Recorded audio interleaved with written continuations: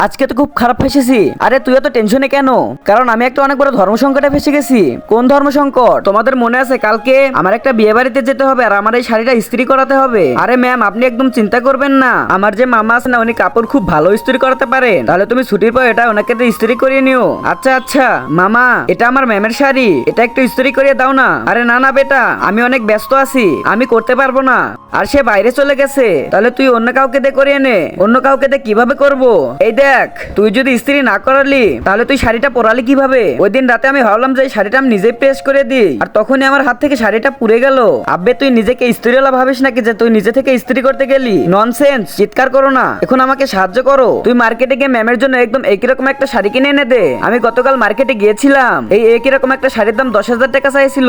আমরা এটার উপর টেপ লাগিয়ে দেই। আরে এটা তো এখনো দেখা যাচ্ছে। আরে দেখা যাবে না কেন? ওইটার উপর একটা কাগজ তো লাগাও। এ বোকারা, ওইটার উপর কমলা রং তো করো। তোমরা সবাই কি পাগল হয়ে গেছো? ম্যাম এসে গেছে। সিমরান বেটা, আমার শাড়িটা হয়ে গেছে তো।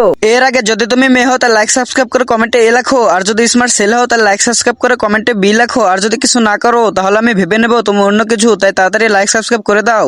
খুব ভালো করে করানো হয়েছে ম্যাম, আপনি দেখলেই একদম অবাক হয়ে যাবেন। তাড়াতাড়ি দাও, রাত থেকে আমার শাড়িটা একবারও দেখিনি। ছুটির পরে দিচ্ছি ম্যাম আপনাকে। আপনি পোড়া শাড়ি থেকে কি করবেন? পোড়া মানে? হ্যাঁ ম্যাম, ও বলতে চাচ্ছে যে আপনার এত সুন্দর শাড়ি দেখে মানুষ হিংসায় জ্বলে পড়ে খাক হয়ে যাবে। জ্বলবে না কেন? ওইটা পুরো 50,000 টাকার শাড়ি। হ্যাঁ, মার্কেটে তো 10,000 টাকার শাড়ি। আরে প্রিন্সিপাল স্যার ডাকছেন, ততক্ষণ শাড়িটা বের করে রাখো। ম্যাম যদি জানতে পারেন যে ওনার শাড়ি আমার কারণে পুড়ে গেছে, তবে উনি বলবেন আমার 10,000 টাকা ফেরত দাও, নয়তো আমি পুলিশ ডাকবো। হ্যাঁ, এবার আমার কি হবে? চলো সিমরান, এবার আমার শাড়িটা নিয়ে এদিকে আসো। তুই দিয়ে আয় না, আরে তুই যা, কেউ একজন আসো, যা দিয়ে আয়। এই নিন ম্যাম আপনার শাড়ি, একটু দেখি তো কেমন প্রিন্স করিয়েছে। আরে বাহ সিমরান বেটা, তুমি তোমার শাড়িটা কত সুন্দর করে ইস্ত্রি করেছো।